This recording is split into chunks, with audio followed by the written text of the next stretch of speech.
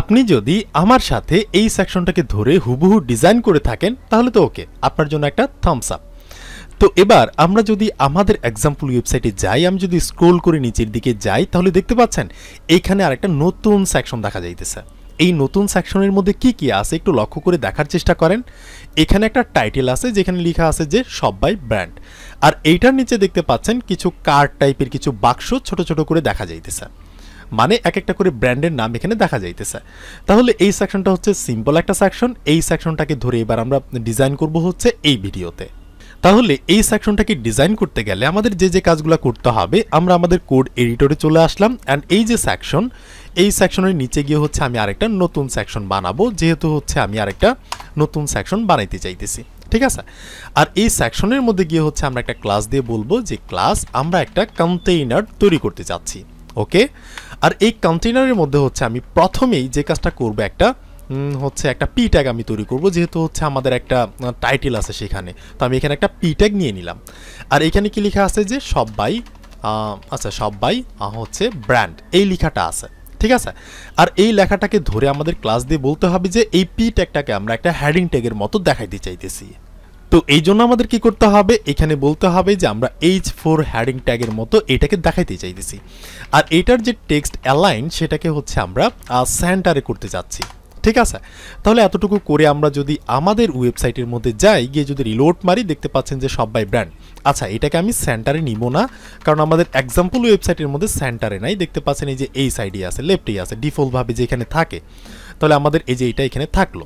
তো ওকে, এবার আমাদের কি করতে হবে, এই যে দেখতে পাচ্ছেন একটা রো আমাদের তৈরি করতে হবে, আর সেই রো এর মধ্যে হচ্ছে আমাদের ছোট ছোট করে কিছু বাক্স আমাদের তৈরি করতে হবে। আমরা জানি একটা রো এর মধ্যে সর্বোচ্চ কয়টা কলাম থাকে, 12টা কলাম থাকে। এখানে দেখেন একটা লাইনের মধ্যে কয়টা কার্ড বা কয়টা বাক্স বসছে, এই যে 1টা 2টা 3টা 4টা 5টা 6টা, একটা লাইনের মধ্যে 6টা বাক্স বসছে।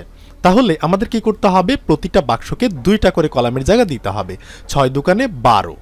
তো এই জন্য আমি যে কাজটা করব, এই পি ট্যাগের নিচে যাব, গিয়ে হচ্ছে আমি একটা ডিভ তৈরি করব, আর এই ডিভের মধ্যে আমি ক্লাস দিয়ে বলবো যে এটা হচ্ছে একটা রো বা একটা লাইন, আমরা এইভাবে বলে দিলাম। আর এইটার মধ্যে আমাদের কি করতে হবে, ডিভ তৈরি করতে হবে। আচ্ছা ডির না, ডিভ তৈরি করতে হবে। সো আমাদের ডিভ তৈরি করতে হবে, আর এই ডিভের ক্লাস দিয়ে বলতে হবে যে আমরা একটা কলাম সেট করতে চাইতেছি। কল এমডি মানে হচ্ছে ইউজারের ডিভাইসটা যদি মিডিয়াম কোনো ডিভাইস হয় বা তার থেকে যদি বড় কোনো ডিভাইস হয়, তাহলে এই ডিভটা 2টা কলামের জায়গায় নিবে। কিন্তু মিডিয়ামের চাইতে যদি ছোট কোনো ডিভাইসের মাধ্যমে ইউজার আমাদের ওয়েবসাইটটাকে দেখে, তাহলে সে একাই একটা লাইনের মধ্যে বসবে, অর্থাৎ সে 12টা কলামের জায়গা নিয়ে নিবে। এই জন্য হচ্ছে আমি এমডি দিলাম। এরপর আমি হাইফেন দিয়ে বলতে পারি আমি 2টা কলামের জায়গা নিতে চাচ্ছি, ঠিক আছে। তো ওকে, এইটার মধ্যে আমাদের কি দেখাইতে হবে, এখানে দেখেন এইটার মধ্যে জাস্ট ইমেজ টাইপের একটা জিনিস আছে। তো আমি কি করছি, আমি কিন্তু ইমেজগুলো আগে থেকে এনে রাখছি। তো আমি এখানে ইমেজ নামের একটা ট্যাগ নিব, আর আমাদের ইমেজগুলো কোথায় আছে, ইমেজ নামের ফোল্ডারের মধ্যে আছে। এখানে আমি হচ্ছে শপ বাই ব্র্যান্ড 1.png নামের যে ছবি সেটাকে আমি ব্যবহার করব। আপনি যদি এক্স্যাক্টলি আমার এই ছবিগুলোকে ব্যবহার করতে চান, তাহলে আপনি আমাদের গিটহাব প্রোফাইলে চলে যান, সেখানে কিন্তু আমি এই কোডগুলোকে পুশ করে রাখছি। সেখান থেকে আপনি ইমেজগুলোকে কালেক্ট করে এই সেম ইমেজগুলোকে ব্যবহার করতে পারেন। আবার আপনি চাইলে অন্য কোনো একটা ইমেজ ডাউনলোড করেও কিন্তু ব্যবহার করতে পারেন, কোনো প্রবলেম নাই। তাহলে আমরা একটা ইমেজ কিন্তু নিয়ে নিলাম, আর আমরা জানি আমরা যখনই একটা ইমেজ নিব তখন সাথে সাথে আমরা আরেকটা কাজ করে নিব, সেটা হচ্ছে ইমেজটাকে আমরা রেসপন্সিভ করে নিব, মানে আইএমজি ফ্লুইড নামের ক্লাসটা দিয়ে দিব। এতে করে আমাদের ইমেজটা রেসপন্সিভ হবে, আমাদের কোনো রিস্কই থাকবে না। তাহলে আমাদের একটা কাজ কিন্তু কমপ্লিট। এবার আমরা যদি এখানে গিয়ে একটা রিলোড মারি, দেখার চেষ্টা করি, দেখতে পাচ্ছেন এই যে ইমেজগুলো কিন্তু চলে আসছে, বাট আমাদের এই যে টাইটেলটা আছে না, এটার সঙ্গে কিন্তু লাগালাগি করে আছে। আচ্ছা এটা থাকলে এটা আমরা পরে ফিক্স করব। আপাতত দেখেন এই যে ইমেজ কিন্তু এখানে চলে আসছে, বাট এইটা দেখেন এই যে ইমেজ, এটার চতুর সাইড দিয়ে সুন্দর করে একটা বর্ডার সেট করা আছে, আর এটা একটা হোয়াইট কালার টাইপের একটা কিন্তু ফ্লেভার দিচ্ছে আমাদের। বাট আমাদের এইটা দেখেন, এটার হচ্ছে মাঝখানে কোনো হোয়াইট কালার নাই, আর এটার কোনো বর্ডার নাই। তো আমরা কি করতে পারি, এই যে ডিপটা যে আছে, এই ডিপের মধ্যে আমরা গিয়ে বলতে পারি যে ডিপ তোমার আমরা একটা বর্ডার সেট করতে চাচ্ছি। সো বর্ডারটা কতর মতো সেট করব, ধরেন আমরা 1-এর মতো করব। তাহলে কিন্তু এখানে একটা বর্ডার চলে আসবে, এই যে একটা বর্ডার কিন্তু চলে আসছে। বাট এইটার দেখেন এটার কিন্তু একটা প্যাডিং আছে, উপরে প্যাডিং নিচে প্যাডিং, মানে একটু জায়গাটা প্রসারিত। কিন্তু আমাদের যে জায়গা এটা কিন্তু প্রসারিত নাই। তো আমরা বলতে পারি যে আমরা একটা পিওয়াই খাড়াখাড়িভাবে, মানে উপর থেকে নিচের দিকে আমরা একটা প্যাডিং সেট করতে যাচ্ছি। কতর মতো করব, ধরেন আমি প্যাডিং 5-এর মতো একটা প্যাডিং সেট করব। তাহলে আপনি দেখতে পারবেন এই যে দেখেন এই টাইপের কিছু একটা হয়েছে, কিন্তু এখনো একটা প্রবলেম আছে, ইমেজটা কিন্তু লেফটের দিকে সরে গেছে। তো আমাদের কি করতে হবে, ইমেজটাকে সেন্টারে রাখতে হবে। আর আরেকটা কাজ করতে হবে, এই যে এখানে দেখেন এই যে আমাদের ইমেজগুলো কিন্তু হোয়াইট কালার, মানে ভিতরের জায়গাটা হোয়াইট কালার। তো আমরা এখানে যে কাজটা করতে পারি, আমাদের এই যে রোটা আছে না, এই রোয়ের মধ্যে আমাদের এই সম্পূর্ণ লাইনের মধ্যেই তো আমাদের এই বাক্সগুলো থাকবে। তো আমি এই লাইনের মধ্যে গিয়ে আমি বলতে পারি যে বিজি হাইফেন হোয়াইট, আমি একটা হোয়াইট কালারের ব্যাকগ্রাউন্ড দিতে যাচ্ছি সম্পূর্ণ লাইনের মধ্যে। তাহলে দেখতে পাচ্ছেন এই যে হোয়াইট কালার চলে আসছে। এবার আমাদের ইমেজটাকে ধরে মাঝখানে নিতে হবে, বাক্সর একদম এক্স্যাক্টলি মাঝখানে নিতে হবে। তো এই জন্য হচ্ছে আমি এই যে ডিভের মধ্যে যে এই যে ডিপটাই যে আছে, এই ডিভের মধ্যে গিয়ে হচ্ছে আমি এখানে গিয়ে বলবো যে আমি এটাকে টেক্সট সেন্টার করতে চাচ্ছি। তাহলে কিন্তু এটা মাঝখানে চলে আসবে। রিলোড মারলাম, দেখতে পাচ্ছেন এই যে ইমেজটা কিন্তু এবার বাক্সর একদম মাঝখানে চলে আসছে। তাহলে কিন্তু আমাদের একটা কাজ কমপ্লিট হয়ে গেছে, এইটা যেমন এইটাও কিন্তু আমাদের তেমন।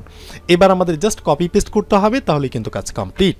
তো আমি কি করব, এই বাক্সটাকে ধরে আরেকবার নিচের দিকে অল্টার শিফট ডাউন এরো মেরো আমি হচ্ছে কপি করব, আর এখান থেকে হচ্ছে আমি ইমেজটাকে চেঞ্জ করে দেব। এখানে আমি বলবো যে আমি স্ল্যাশ সব বাই ব্র্যান্ড 2 নামের যে ইমেজটা আছে, আচ্ছা আমি এখানে বলে দিই যে 2 নামের যে ইমেজটা আছে এইটাকে আমি ব্যবহার করতে চাইতেছি। তাহলে কিন্তু এখানে এটা সেম স্টাইল নিয়ে কিন্তু চলে আসছে, দেখতে পাচ্ছেন। ঠিক আছে, এই যে এটা সেম। একইভাবে আমি এই ডিপটাকে আরেকবার কপি করব, নিচের দিকে কপি করে হচ্ছে আমি ইমেজটাকে চেঞ্জ করে দিব আবারও। সো আমি এখানে গিয়ে বলবো যে আমি এবার ইমেজ স্ল্যাশ সব বাই ব্র্যান্ড 3 নাম্বার যে ছবিটা আছে, সব বাই ব্র্যান্ড 3.png, এটাকে আমি ব্যবহার করব। একইভাবে আমি এটাকে আরেকবার কপি করব, তারপর হচ্ছে আমি এখানে লিখব 4 নাম্বার ছবিটাকে আমি ব্যবহার করতে চাইতেছি। একইভাবে এটাকে আমি আরেকবার কপি করব, তারপর আমি বলবো যে আমি এখানে 5 নাম্বার ছবিটাকে ব্যবহার করতে চাইতেছি। একইভাবে হচ্ছে আমি নিচের দিকে যাব, আমি এখানে গিয়ে বলবো যে আমি 6 নাম্বার ছবিটাকে ব্যবহার করতে চাইতেছি। তাহলে কিন্তু 6টা ছবি এখানে একই লাইনে চলে আসবে, দেখতে পাচ্ছেন। তাহলে প্রতিটা বাক্স কিন্তু 2টা করে কলামের জায়গা নিছে।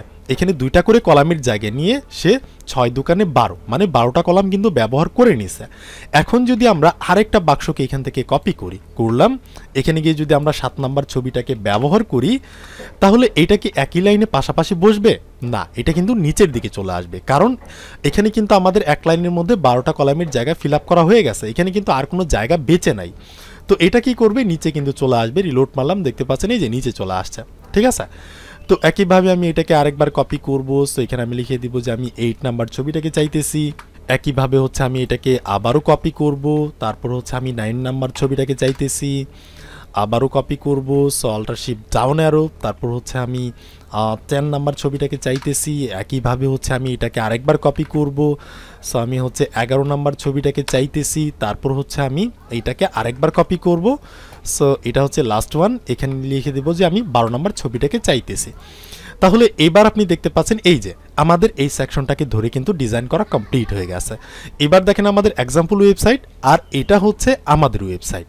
এবার আরেকটু ছোট্ট কাজ করতে হবে, যে সবাই ব্র্যান্ডটা যে আছে লোগো, এটার নিচে কিন্তু গ্যাপ আছে, বাট আমাদের এইটার নিচে কিন্তু বেশি একটা গ্যাপ নাই। আর এই যে এইটার আছে না, এটার উপরেও কিন্তু গ্যাপ আছে। তো আমি কি করতে পারি, আমাদের এই সব কিছু আছে কার মধ্যে, আমাদের এই সেকশন নামে ট্যাগের মধ্যে। এখানে আমরা একটা কন্টেইনার সেট করে রাখছি। এখানে আমি বলতে পারি যে আমি একটা MY মার্জিন ওয়াই অক্ষ বরাবর হচ্ছে আমি একটা মার্জিন সেট করতে চাচ্ছি, আর সেটা হবে 5 মতো। ঠিক আছে, তাহলে কিন্তু এইখানে হচ্ছে একটু গ্যাপ চলে আসবে। রিলোড মারলাম, সো এই যে দেখতে পাচ্ছেন এই যে নিচে একটু গ্যাপ চলে আসছে, বাট আমাদের এই লোগোর নিচে কিন্তু কোনো গ্যাপ আসে নাই। তো আমাদের লোগোটা কোথায়, পি ট্যাগের মধ্যে। এখানে গিয়ে বলবো যে আমি MB মার্জিন বটম, নিচের দিকে আমি কিছু পরিমাণ গ্যাপ চাইতেছি, ধরেন আমি 4 এর মতো কিছু একটা গ্যাপ চাইতেছি। তাহলে কিন্তু এটার নিচে, আচ্ছা আমি 4 না দিয়ে আমি 5 বলতে পারি, তাহলে একটু বেশি করে গ্যাপ চলে আসবে। রিলোড মারলাম, দেখতে পাচ্ছেন এই যে এবার আমাদের এক্সাম্পল ওয়েবসাইট আর এটা হচ্ছে আমাদের ওয়েবসাইট, এই দুটা কিন্তু সেম টু সেম হয়ে গেছে। এবার আমরা রেসপন্সিভটাকে চেক করার চেষ্টা করব যে রেসপন্সিভটা হয়েছে কিনা। আমরা তো বলে দিছি যে মিডিয়াম কোনো ডিভাইস থেকে শুরু করে বড় কোনো ডিভাইসের মাধ্যমে দেখলে তখন আমাদের এটা কি হবে, এইভাবেই মানে ছোট ছোট করে বসবে। কিন্তু মিডিয়াম ডিভাইসের চাইতে যদি ছোট কোনো ডিভাইসের মাধ্যমে দেখা হয়, তখন সে একাই এক কলামের মধ্যে 12টা কলামের জায়গা নিয়ে একাই বসবে। তাহলে চলেন আমরা দেখে আসি। F12 বাটনে ক্লিক করলাম, তারপর হচ্ছে এখান থেকে আমি রেসপন্সিভটাকে চুজ করে নিলাম। এবার আমি নিচের দিকে যাব, এই যে টানবো, কোনো স্ক্রোল বার নাই, দেখতে পাচ্ছেন। তো এখান থেকে আমি যে কোনো একটা ডিভাইস আমি চুজ করতে পারি। এই যে আইপ্যাড মিডিয়াম ডিভাইসে এখানে কিন্তু সবগুলাই মানে 6টা বাক্স কিন্তু একই লাইনে দেখাচ্ছে, কিন্তু আমি যখনই মিডিয়ামের চাইতে ছোট কোনোতে যাইতেছি তখন কিন্তু এগুলো হচ্ছে এক একটা লাইনে বসতেছে। তার মানে আমাদের রেসপন্সিভটাও কিন্তু খুব সুন্দরভাবে হয়ে গেছে, এখানে কোনো স্ক্রোল বার নাই। ঠিক আছে, তাহলে আমি আশা করি আপনাদের বোঝাতে পারছি। এবার আমাদের আরেকটা কাজ করতে হবে, সেটা কি? সেটা হচ্ছে প্রতিদিনের মতো যে কাজটা আমরা করি, আমরা এতটুকু কাজ করলাম, এটাকে আমাদের গিটহাবে রাখতে হবে। এই জন্য আমাদের টার্মিনালটাকে ওপেন করতে হবে। আমরা চাইলে এখান থেকে চাপ দিয়ে ধরে টার্মিনালটাকে ওপেন করতে পারি, বা আমরা এখান থেকে চাইলে নতুন একটা টার্মিনাল ওপেন করতে পারি। আবার আমরা চাইলে কিবোর্ডের শর্টকাট সিস্টেমটাকে ব্যবহার করতে পারি। আমরা যদি কিবোর্ডের কন্ট্রোল জে বাটনে ক্লিক করি, কন্ট্রোল জে মানে কে এর পাশে যেটা আছে না যে, সেটাতে আমি ক্লিক করলাম, তাহলে কিন্তু আমার এই টার্মিনালটা ওপেন হয়ে গেল। এরপর হচ্ছে আমি এখান থেকে ক্লিয়ার করে নিতে পারি। তারপর আমাকে কি লিখতে হবে? গিট অ্যাড ডট, তারপর হচ্ছে গিট কমিট এম, এখানে লিখতে হবে যে create a new another section, বা আমরা বলতে পারি হচ্ছে create shop by brand section, কিছু একটা। আমি এমনিতে কিছু একটা লিখে আমি কমেন্ট করতে পারি। এরপর আমাদের লিখতে হবে গিট পুশ, লিখে আমাদের এন্টার মারতে হবে। তারপর আমাদের সাইন ইন করার একটা অপশন চলে আসবে। এই যে আমরা সাইন ইন করে নেব এখান থেকে। তারপর হচ্ছে আমরা একটু ওয়েট করবো, এগুলো কিন্তু আমাদের গিটহাবের মধ্যে পুশ করা হয়ে যাবে। সো আমি যদি এখানে যাই, এই যে এই ব্রাউজারটাকে আমরা ক্লোজ করে দিব। তারপর হচ্ছে আমি এখানে যাব, দেখতে পাচ্ছেন যে এগুলো আমাদের গিটহাবের মধ্যে চলে গেছে। তাহলে এই ভিডিওটা এতটুকুই থাকছে। এর পরের ভিডিওতে আমরা আলোচনা করব হচ্ছে এই সেকশনটাকে কিভাবে আমরা তৈরি করতে পারি। তাহলে দেখা হচ্ছে এর পরের ভিডিওতে।